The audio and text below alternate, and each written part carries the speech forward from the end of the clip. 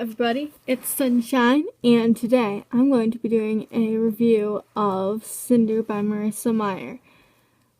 Actually it's night, which is when I always do my videos, but okay, here we go. So, this review contains plot spoilers. I just want to say that right now. Big ones, so do not watch this if you don't want spoilers. Okay, so, now to start. So, I couldn't put Cinder down over April vacation. I finished it in about a week. So, I started this book a couple days before April vacation, but I didn't read it that much over the next 2 days because I was really busy with like a music concert, magic show, visiting relatives, and so, but on the way to and from my relative's house, it was a long drive, and I was reading Cinder, and when I got back from my relative's house, I stayed in the car reading to finish the chapter, because I did not want to put down the chapter. And the rest of April vacation, I was constantly looking for time to read and spend many hours blissfully reading in my bedroom. So this was actually a lot like the way I was wrapped up in Catching Fire over April vacation last year in 2015. So I really loved the action in Cinder. I love adventure books, and also I love the plot revelations. So on page 113, when I read that Princess Celine supposedly died in a fire 13 years ago at the age of 3, so she'd be 16, I realized that Cinder was Celine. I guess that's just, I don't know, I thought this kind of would make sense, because like Cinder didn't remember any of her past, and her immunity to the plague would fit in with her being lunar. So as I read more, my theory just kept being backed up time and time again with how, like, Dr. Erland kept wanting to protect Cinder from Queen Lavanna, and, yeah. So, and, I kept waiting for, like, the reveal scene where it was revealed that Cinder was Celine, and it didn't come till page 379, so I don't know if that was intended to be, like, figured out quickly that Cinder was Celine, but I guess I figured it out really quickly, and probably other people did too. I think maybe you were supposed to figure it out, like the reader was supposed to figure it out pretty early on, maybe.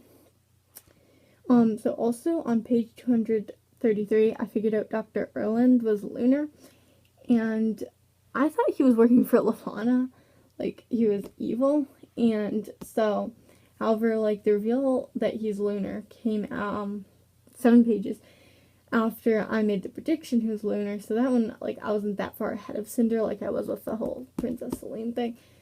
But, and also I thought Dr. Erland was evil.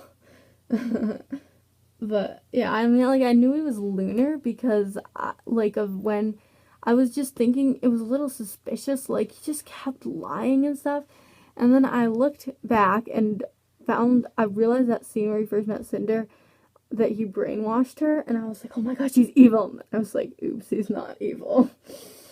Once I found out he wasn't. So anyway, and also if you're wondering how I knew the page numbers for this, I take copious notes as I read things. I just find it fun to do that, and so I literally kept track of what predictions I made on which page, and like what page they were revealed on. Also kept track of character traits. Looked up every new vocabulary word in the book, which was slightly less fun looking up every vocabulary word. That was kind of boring, but I wanted to know what the words meant. And I also marked, like, cultural and passage of time related tidbits I gathered from the book and other general thoughts.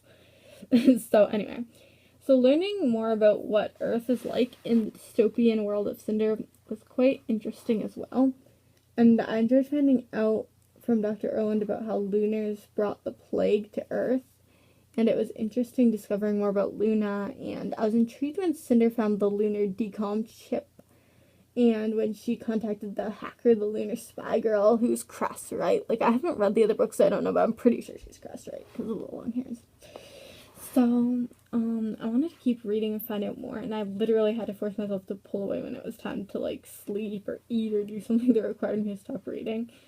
And, so I also liked how there was a little bit of romance in the story, but it fit well into the plot, like, as the plot unfolded. So there were, like, lots of different aspects of this book I liked. So I feel like Cinder is quite different from Cinderella compared to other Cinderella adaptations. However, there are still similarities. So, one similarity between Cinder and Cinderella is that in both books, the Cinderella character is in a disguise and doesn't think the prince would like her if he knew who she really was. And another similarity is that the prince tries very hard to chase the Cinderella character down. So, like Prince Kai in this book, he's caring and determined, though at times a bit nagging in his effort to get Cinder to go to the ball with him. And in Cinder, there were still a stepmother and stepsisters, like in Cinderella, though one stepsister wasn't cruel, and Cinder, peony. And with the whole evil Queen Levana thing present, the stepmother and stepsister weren't the main villains. So, of course, the huge difference is that Cinder takes place in a futuristic world. Like, that's a big difference from Cinderella, the original story. So, there's a whole Earth versus Luna conflict happening in Cinder. There's Queen Levana trying to get Kai to marry her. And it's certainly much more complicated than the original Cinderella, but I like that. And, I like both stories, and I think retellings of fairy tales kind of have to have some unique thing about them that makes them fresh so that people will want to hear them. And I really love the way that's accomplished in Cinder. So as I said earlier, I kept track of characters' looks and personalities throughout Cinder, and I liked them a lot. I liked a lot of characters. Aiko, the android, was really humorous and kept me laughing. Like, when Cinder asked Aiko if a virus might have caused Kai's android to malfunction, when Aiko said maybe her programming was overwhelmed by Prince Kai's uncanny hotness, that cracked me up. And also when Aiko shortly after that said about the android, do you think she's seen him in the nude? I was literally cracking up. So, Prince Kai was sympathetic, playful, charming, and always tried to do the right thing for his people. And Cinder could be quite sarcastic, but also selfless, funny, and really cared about Peony. And then that brings us to Peony. Peony was sweet, cheerful, innocent, and kind to Cinder. And Dr. Erland was excitable and giddy at times. He was thrilled to have found Princess Celine. So I found Dr. Erland quite likable. I mean, because he truly wanted to defeat Levana and avenge his daughter's death. And he's like, where I left off, because I just finished Cinder today. He's like, sorry, I momentarily ran out of recording space. Okay, so where I left off, Dr. Erland is still gonna be trying to help Cinder overthrow Levana and stuff. Okay, so Adri and Pearl were cruel and selfish, but in a way that endeared me to Cinder and made me feel bad for her, having to live with them. Levana was an excellent choice for a villain. I was really chilled by her power and mysteriousness, like all the Earthens are and stuff. And I was horrified at her ruthlessness, but it was a good choice for a villain. She's a scary villain. And overall, I absolutely treasured reading Cinder. And a lot of times I like a couple aspects of a book but not others. Like, I love the characters in the Legend trilogy by Marie Lu. And I love the world of Thisbe and the Scorpio races by Maggie Stiefvater. And I love the plot of Divergent by Veronica Roth. However, in Cinder, I enjoyed the plot, sympathized with the characters, and was intrigued by the world. And that book is really a winner. So I can't wait to read Scarlet, Crest, Winter, and Fairest, which is Levana's story. And this copy of Cinder is actually not mine. I borrowed this, but I liked it so much. I am getting my own copy for my birthday. I have it right now.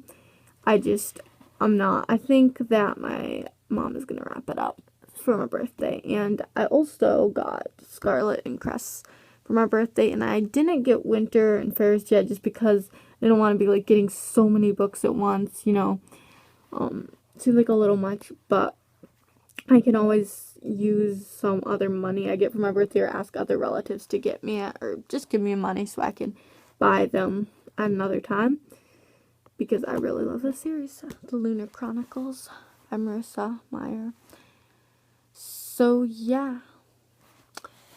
SunshineRiver signing out. Hello everybody, it's Sunshine, and I am back. So I did part of my review for Cinder, and then at school, my teacher said we're going to be having a project to do with theme, and that we have to do on our book we read this month. So I read Cinder, and so she wouldn't let me start on it early. I think we just had a list of stuff we had to do in a certain order for class. So I wasn't allowed to start early, but that made me think I didn't really include that much about theme in my review. So I decided, and yesterday was Honesty Day actually, so this fits in nicely. I decided to do a little bit about a theme that I saw recurring throughout Cinder, and even a little bit in Scarlet, because I've just started to read Scarlet. So far I've seen it even a little bit in that. And that theme is honesty, as you probably know because I just said it's something about Honesty Day. Okay, so basically by now, like at this point, I've read up through page 57 of Scarlet, so there's a tiny bit about Scarlet in this review, but barely, I barely read into it. I've read only a little bit of it. I can't wait to read more. So a theme I noticed in Cinder is honesty. Usually honesty is the best way to go, but there are times when lying is necessary and times when lying is harmless. Throughout Cinder, Lunars, Levana in particular, use glamour to make it seem like they're beautiful, kind, and divine. Beyond that, Lunars use brainwashing to make others do what they want them to do. This kind of deception is not morally right and leads Earthens to fear Lunars. However, a few Lunars don't like using their glamour and brainwashing abilities. Cinder, upon discovering she has lunar glamour, doesn't like using it, and Dr. Erland doesn't abuse his glamour and pays the price of weakness and hallucinations. The glamour and brainwashing are instances where honesty is the best policy and trickery should be avoided. However, even Cinder and Dr. Erland occasionally use their glamour. When Cinder almost attacked Dr. Erland with a wrench, she brainwashed her, but it was in self-defense. This is a justified use of brainwashing. At the beginning of Scarlet, Cinder semi-accidentally brainwashes Carswell Thorne to get him to stop annoying her, but apologizes soon afterwards because she feels bad about having brainwashed him. In that case, Cinder didn't need to brainwash Carswell, so her action wasn't justified, but she didn't really mean to, and quickly stopped and apologized, so she didn't do harm in this instance. Throughout most of Cinder, Cinder keeps her cyborg and lunar status a secret from Kai. This is her choice, and doesn't hugely impact anyone but herself and Kai. And I believe she had the right to keep her status a secret. However, the situation she put herself in shows that honesty can be very difficult, but it is usually best. Cinder kept her cyborg and lunar status a secret from Kai for so long that he was absolutely shocked when he found out. However, maybe Kai really wouldn't have been interested in Cinder if he'd known from the beginning that she was cyborg, and her keeping her status secret allowed her to have some time with Kai without him knowing. During Cinder sometimes wonders if Kai would still like her if she told him she was lunar and cyborg, and thinks that he probably wouldn't. Since she is Selene, and Kai was looking for Selene, they probably would have met up anyway. But would he have been interested romantically in her? My guess is that later in the Lunar Chronicles, Kai will accept Cinder for who she is, but I believe it would have eased Cinder's burden to tell Kai of her status earlier on. And I also believe it was Cinder's choice not to tell him, so it was okay. A justified deception. So, in fact, this brings me to how Dr. Erland lied to Kai to keep Cinder's status secret. When Kai saw the holograph of Cinder's inner workings, as they called it, Dr. Erland said, "My apologies, Your Highness. Patient confidentiality." That was from today's draft subject.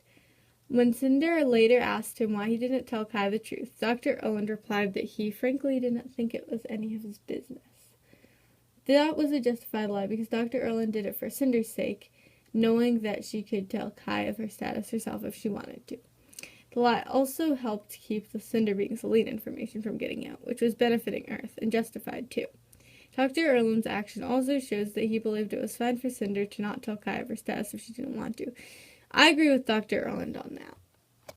Staying on the topic of Dr. Erland, the doctor lied many times in order to keep people from knowing of Cinder being Selene. In these instances, Dr. Erland was lying for the good of the whole Earth. He needed Cinder, Selene, to be safe so that Selene would be able to eventually reclaim her throne. If word got out that Selene had been located, Levana might try to come and kill Selene. Here Dr. Erland is certainly justified in lying. Lastly, I have one more example of lying being justified.